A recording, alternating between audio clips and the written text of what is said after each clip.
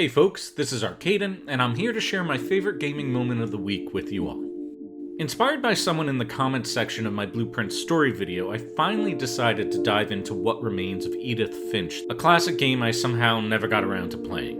What I found was a beautiful, haunting, interactive narrative about grief, memory, about the stories we tell ourselves and how we shape those stories and how in turn they can shape us. In it, you play as Edith, a young woman who is returning to her childhood home after the death of her mother. Edith's family is cursed, or at least they say it is. All the members in her family have met some tragic or untimely death.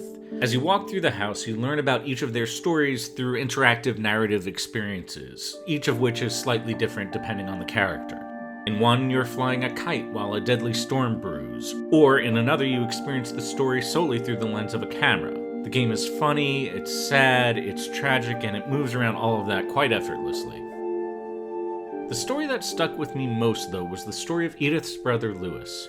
Lewis was a young man who suffered from mental health issues and drug addiction, and despite working on it, he was never quite able to, crack that code and get to a point where he could manage it. The story finds him working in a salmon cannery, prepping fish.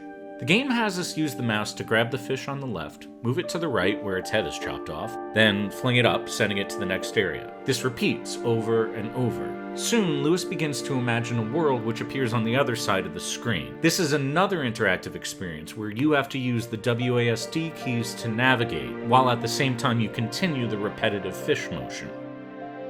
As Lewis's imaginary world becomes more vivid and complex, it takes over more and more of the screen. At this point, I was able to complete the fish action, grab, right, up, without much thought at all. Like him, I was in the imaginary world more than the real one.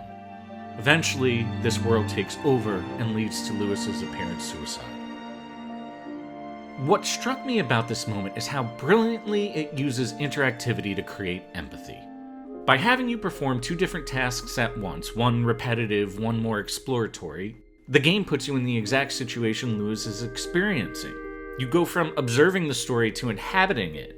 That is the general approach to the game, but the other segments are a little simpler, where you're mimicking physical actions like swinging on a swing.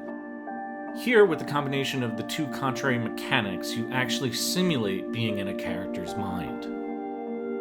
It reminded me of other games that use interactivity like this. Like Ico, way back when, where the main mechanic of catching or grabbing a young woman's hand to help her created an emotional relationship without really any dialogue. Or there's Dysphoria, a journal game that uses interactivity to create small empathetic moments around specific aspects of transitioning. When games pull this off, I think it shows the real potential of what storytelling can be like in an interactive medium. It's a way to use your physicality to connect with the story, and I get real nerdy and excited about it, which is why I made this video.